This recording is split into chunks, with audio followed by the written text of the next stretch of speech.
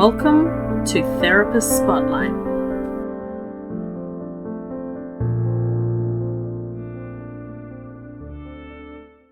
Hello everybody, welcome to Therapist Spotlight, where we interview all of our wonderful ANTA members and showcase them to the public.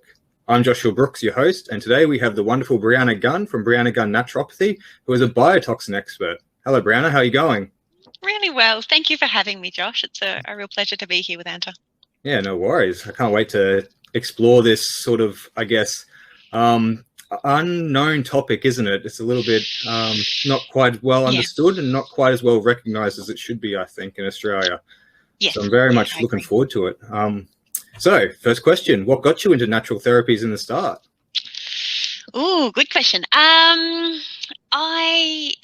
Even as a very young child, I remember playing out in the sandpit with leaves and petals and things and making potions. And my mum has this story that I used to want to be a naturopathic vet. And she said, I didn't even know what a naturopath was back in, 1985. So, yeah, I think it's been something in the pipeline for a long, long time. Yeah, wow, wonderful. And so when did your healing journey sort of start? Like, what was it? Was it playing with that and you just enjoyed the herbs and you enjoyed like nutrition, or like what sort of brought you to naturopathy as regards to like, nutrition or, other complementary medicines or anything like that? Yeah, I guess I was always going to be a naturopath. And I did a lot of other jobs in my early 20s, and then there was a college that opened up just near me at a perfect time, and that's the degree they're offering. And so I really jumped on that opportunity. And I was never drawn to just nutrition or maybe herbalism on its own, but always just the answer for me was to be a naturopath. Yeah, wonderful. And so what part of naturopathy really captures you? Like, do you like the iridology part of it, or like, like fingernail analysis, or what sort of stuff do you really like? What grabs you? Yeah, I think when I was seeing patients face-to-face in clinic, I loved that stuff. Whereas now I see all my patients via Skype because a lot of my patients are too sick to leave the house, or they're anywhere in Australia and they don't have access to an expert anywhere near them. So they're happy to consult from home, which means I do miss out on some of those more tactile diagnostic tools. But I think to answer your question, it's always been herbs for me. Yeah. So it's herbs. Just herbs? Yeah. And I use a lot of homeopathy, and I use a lot of flower essences, and nutritional therapy is a great backbone, and I do all kinds of things with my patients.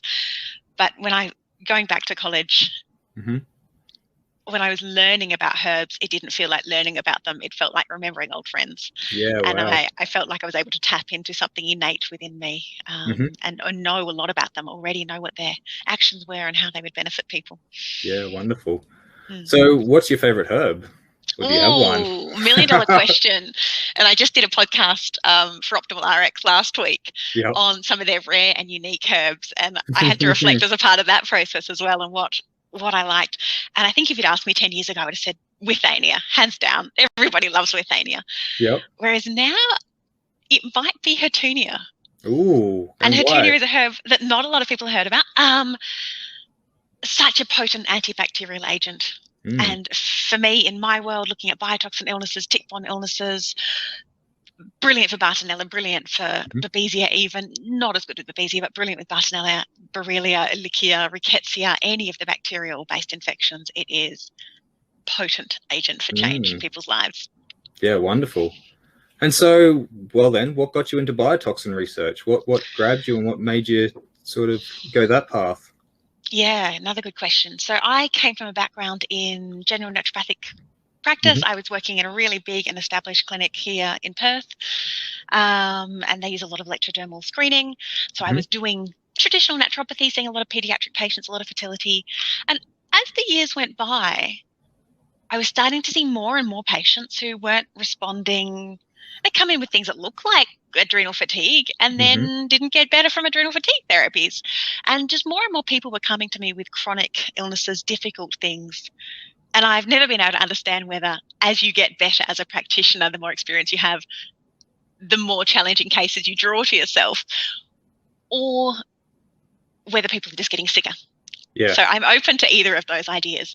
Yeah. But I just started seeing more and more people who weren't getting well. And then a really dear friend of mine was living in a moldy building at the time, and she had this chronic range of joint pain, fatigue, and yes, she was, a year postnatal as well. Is that a factor? But after we'd ruled out all the obvious stuff, a brilliant GP here in Perth, he said to her, "Look, we're going to have to do some Lyme serology." And I was like, "Oh, what? Nice, yeah, cool." Hang on. And it really just, I think, was a catalyst for more learning for me. And then I went through a very difficult period in my own health. Had a little bit of water damage in the house, but I wouldn't say I have SIRS. I have an inability to be in a water damaged environment, let's say. So I think there was a contributing factor, but I came down with what I now know to be a Borrelia relapsing fever. So it started out the first month like a flu. I thought, wow, that put me on my butt. That was a terrible flu. Drenching sweats, photophobia, migraine, racking pain. It lasted about 5 days. I thought, okay, that was odd. And then the next month it came back. I thought, now that's weird. What comes back in the same way? I thought, could adenovirus, Epstein-Barr? I went through those kind of obvious maybe questions. And then the third month, and that was 11 days in bed in darkness the whole time. And I had a 2-year-old at home at this stage. My little guy was a baby still.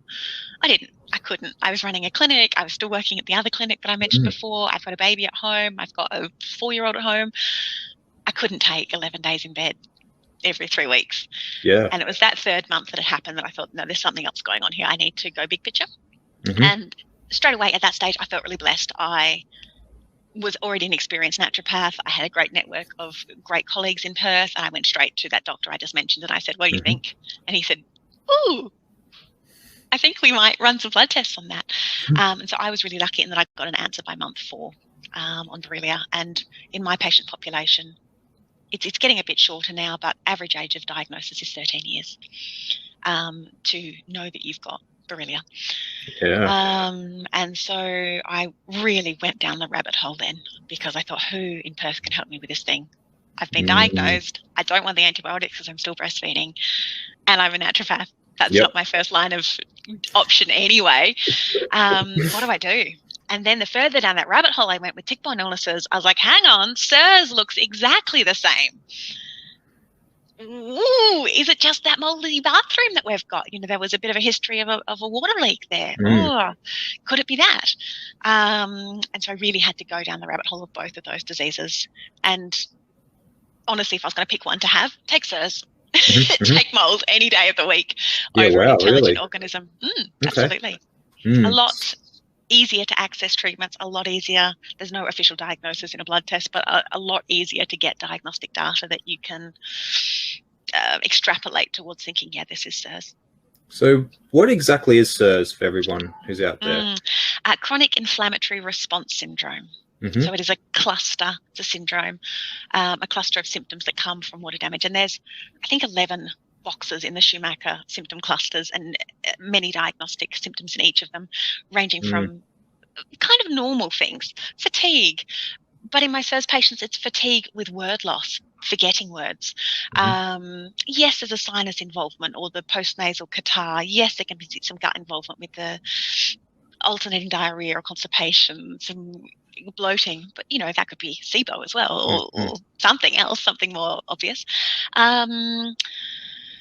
Ice pick pain, strange neurological involvement. What else is there? There's also joint pain. And so each of those kind of boxes that I mentioned, these 11 different symptom clusters, there's a number of other symptoms in them. If you have one of those symptoms in each of those boxes, that would be a yes. So do Google it, Schumacher symptom cluster. There's one of them on my website if you want it. They're all over the internet. And that's a great clinical tool to use to see, do I think this is what we're looking at? Are people checking enough of those boxes to think, yeah, we go forward and understand this place? And so then what's the difference between a tick-borne or an insect vector disease compared to that? And how would you diagnose or look at it or know the difference, or what would you try? Like if someone came to you, would you go to SIRS because it's a bit easier, or what's the process when someone comes? SIRS can initiate from any time. So you might have a water damage building event in your 20s, and then 10 years later, you've got the fatigue, the word loss, the headaches, the whatever it might be. Yeah, right. What I see in my patients, so they're all biotoxin illnesses. So Babesia, Borrelia, and SIRS, they're all biotoxins. So that's effectively a biological toxin, something Yep. that upsets your body. And we know about them from endotoxins and mycotoxins and things as well. They fall Mhm. under that kind of banner. Once you've had this problem, you initiate in the body a chaotic immune response and dysregulated inflammatory pathways, and that just snowballs out of control for people. That's when you get multi-system, multi-symptom picture presenting to you, or discomfort for a person to experience. So if you've had a moldy building or a moldy workplace, a moldy vehicle, think about SIRS first. Yep. Okay. If you've also had recent camping, mother has the same symptoms as you, and you've got a congenital transmission, if your symptoms came on suddenly after bed bugs, mosquitoes, horseflies, any insect biting event, then we're looking at, do we think about the tick-borne illnesses as well? Yep. If you have a tick-borne illness, nearly all of my patients will also respond to mold as a problem, because the inflammatory pathways are primed, the immune system is dysregulated and chaotic. When you then get mold as well, your body doesn't know what to do. More inflammation is generally the answer. Yep. So yes, if you've got a tick-borne illness, you need to be avoiding mold. But if Mhm. you've got a mold problem, you might not also have a tick-borne illness, if that helps you to understand. And really different keywords that are coming up in patients. You know, if I'm looking at Bartonella, a person with Bartonella, got a lot of neurological involvement. We have foot pain often, whereas with mold, the vision goes down and the word loss is a factor. So you kind of start hearing different keywords come out of a patient's mouth, and that gives you some clues as to which direction you're most likely to find answers in. So you said that it can trigger like 20 years down the track sort of thing, you know, you have like a moldy building down and then, so what sort of triggers can bring that on? Is it just stress, or is it food, or is it, you know, traumatic events? Like, you know, is it something else? Yeah. All of the above. All of the above, yeah. And usually a viral vector as well, like something else. So we've got a reactivated Epstein-Barr virus or a vaccine that's triggered the immune system to react in a different way. It could be, you know, 5 years of leaky gut undiagnosed and unmanaged, and then you're getting histamine reactions from that. And it's just the toxic soup, the toxic bucket gets too full. And then you start getting that chronic dysregulation of the immune system and the inflammatory pathways. So it's like when the immune system can't suppress it because some trigger stops your immune system from being, so it can just flare up and then go crazy. Yeah. Okay. And particularly with SIRS patients, where some of the HLA genes, and HLA genes are fairly well known. They're the ones that people test for gluten intolerance, for celiac disease. So your HLA genes, there are some specific ones that have been found to occur very commonly in people with SIRS. And HLA are human leukocyte antigens. So effectively, it's part of your white blood cell that doesn't recognize that mold is a problem. So for a person who has these HLA genes, and it's about 24% of Australians, 1 in 4, an exposure to mold will overload the immune system, and it won't know what the problem is, but it'll know there's something going on here. We've got an invader somewhere, a pathogen somewhere, and that's when the chaotic immune comes in. And once you have those activated cytokines for too long without being turned off, then you've got rampant inflammation as well. So these HLA genes are an important part of the SIRS picture. Yep. And so then once you've diagnosed that, what's the treatment protocol like? What can a client expect? How long? I mean, obviously everyone's different. So, you know, is it sort of lifelong? Like you said, you can get exposed in your 20s and it can come up later in life, and so therefore it's always going to be with you? Or is there ways of clearing the pathogen, or is it just a complete lifestyle overhaul? What's the treatment sort of look like? Yeah. For all of the things that I see, common factors are impaired detoxification pathways. Yeah. Common factors are high toxic load. And that can be for anything: poor methylation status, poor nutritional status, high exposure to heavy metals. These things are all kind of priming the pump and filling up that toxic cup. Also, when we have these conditions, they're evading elimination. So mold isn't doing that quite in the same way, but if your immune system can't see it, it can't process it, it can't eliminate it, it's blocking up the kidneys, it's blocking up the liver. Mycotoxins have an affinity for bile. Yeah, right, really. So they are reducing the function of your elimination organs, unfortunately, making that detoxification thing worse. And what I see across the board is start with detox. Make sure, particularly the lymph, use the skin as a detox organ, get the kidney working, get the bowel working, heal the gut a little bit, make sure the liver is working as well as it can be. And that is first step for everybody. And then binders, particularly in the mold world, binders that bind mold, bind mycotoxins. Depending on the person, they might also need antifungal agents. Where do we think about mold? What is it like? Damp, dark, something with a food source? Absolutely. Where's that? Your sinuses, your lungs, your gut. So it can get into your body and start growing. So we might need to do a round or a number of rounds of antifungals, and there's lots of great antifungal herbs and antifungal agents there. Yeah. And so obviously being a naturopath, your antifungal go-to is herbal medicine and that, yeah, absolutely. Garlic, oregano, andrographis, pomegranate, thyme, lots of beautiful things there that are well tolerated across a lot of different patient populations. Yeah, wonderful. Well, thank you so much, Briana. Is there anything else that you'd like to, I mean, what I guess is really prevalent for me is, since it's not so well recognized in Australia, how big a problem is it? Like, are a lot of what we're seeing in terms of these chronic inflammation conditions, do you think it could be linked to mold? Do you think it could be linked to like tick-borne, and we're just misdiagnosing it maybe, or we're not recognizing it as prevalent as it should be? Like, what's your take on this sort of thing? Not trying to get too controversial, but absolutely. And particularly in tick-borne illnesses, if you're seeing patients, or you are a patient and you've got migratory joint pains, chronic fatiguing symptoms, glands up and down, fevers, particularly night fevers with Babesia and other parasite infections, symptoms worse around the full moon, there are a whole range of symptoms. And if you were seeing a lot of this stuff, do the Horowitz Lyme questionnaire and just see what kind of symptoms do come out of Lyme and what kind of answers you get from that.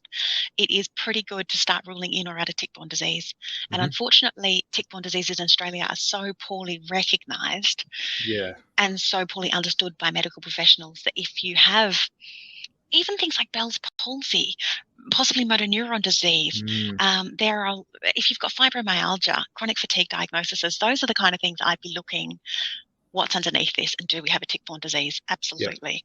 So very, very underdiagnosed and very misdiagnosed as well. I think the average is 3 other diagnoses by the time somebody realises it's actually Lyme that causes them. So that could commonly be fibro-CFS and Hashimoto's.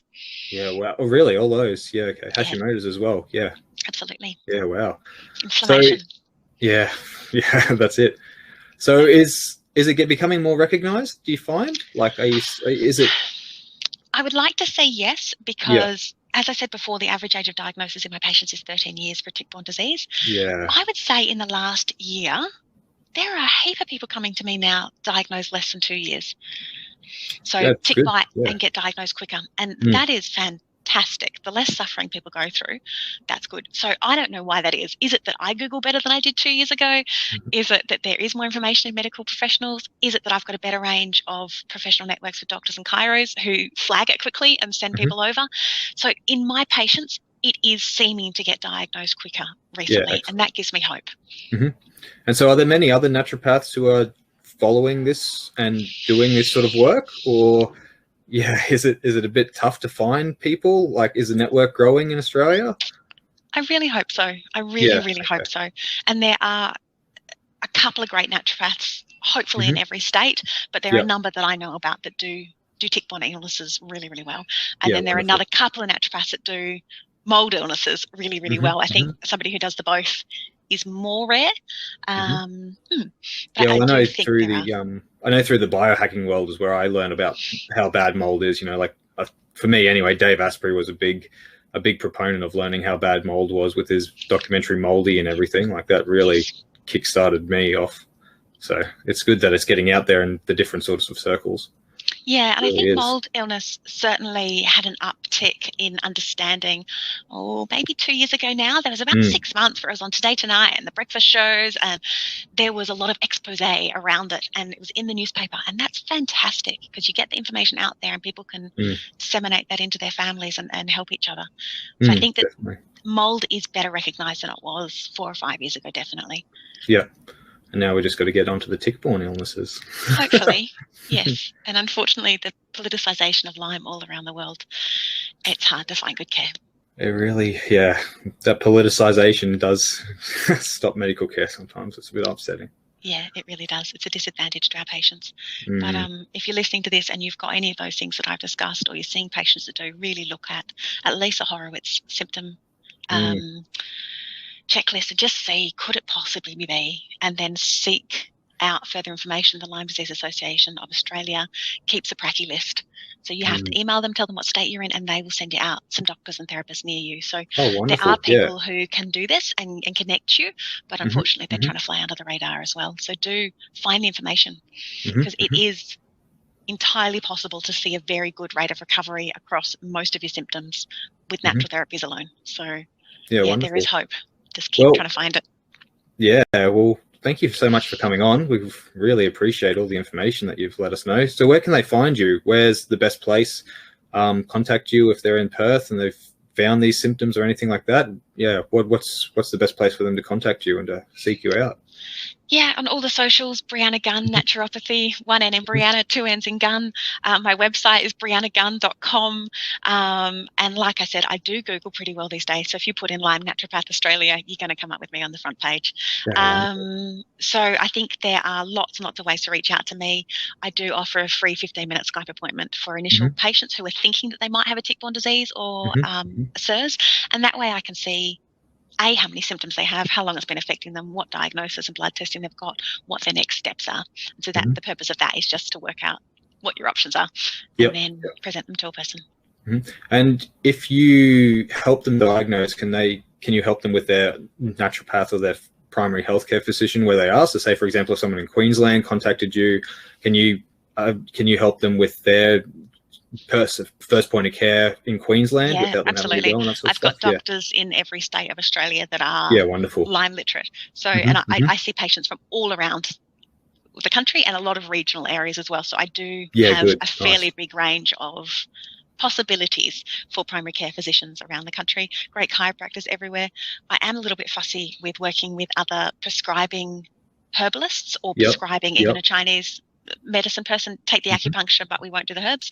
And other naturopaths, I just feel like too many cooks in the kitchen. It's going to burn the broth. I have a really strong idea of where I'm taking a person, and if somebody else is looking at that through a different lens, it ends up disabling both of us. If they're going, yeah, we're doing liver right now, we're doing liver, and I'm like, okay, well, if we're doing liver, I won't start with any lymph work because we need to see if that's going to work. And we all end up not achieving anything, I think. Yeah, wonderful. Well, excellent.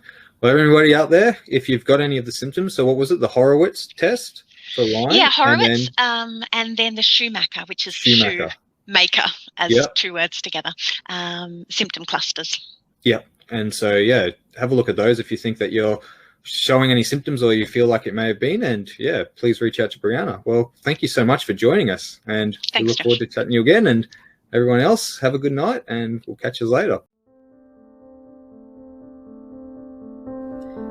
Thank you for listening to Therapist Spotlight. If you would like to know more about ANTA, visit us at www.anta.com.au.